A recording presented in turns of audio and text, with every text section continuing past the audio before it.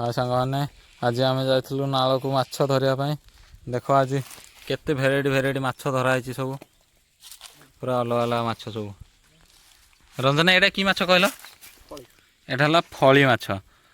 एटा खाली महानदी रे ही मिलियो। महानदी नाल गुड़ाक महानदी तट पाखे जो नाल अच्छी से नाल आम धरिया जाइलु ये माछ गुड़ाक देखु पूरा। आउ केरांडी माछ अच्छी आउ सुलुरी माछ। एटा हला सुलुरी माछ देखो आपण मैंने तो केवे देखी नथिए आपण एरिया रे नथिबो ए भले। एटा एटा सुलुरी नहीं कि एटा देखो एटा हला सुलुरी माछ एटा हला हमर केरांडी माछ। रंजना माछ धरियाटा आज के मजा लगिला बहुत भल। रंजना आमर जालटा ये करुचे सन्तोष भाई केमती लगिला? बहुत बढ़िया माछ धरियाटा रंजना के भल लगिला। भाई आमर ये लगी पड़ी माछ सेपरेट करियारे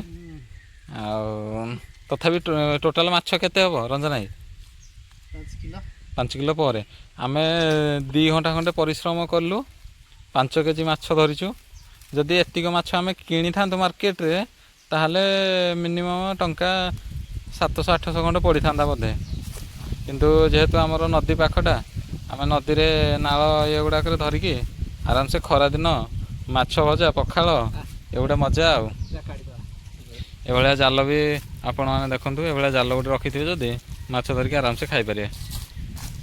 देखिया एबे आमर सब माछटा सेपरेट करा होची सरीगला पर तापरे बछा बछी सरीगला पर तापरे भाग हबो।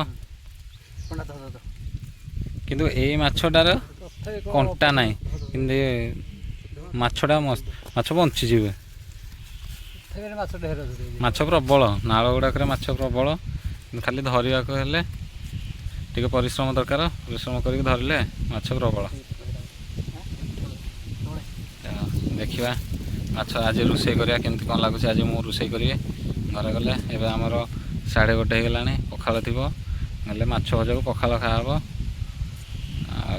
जदि आपण मैंने केवे आसुचंते आमर एरिया को तो एमती नाल आड़े नहीं जी माछ धरिया माछ खाइबे। बर्तमान पे आमर 5 भाग हो गला।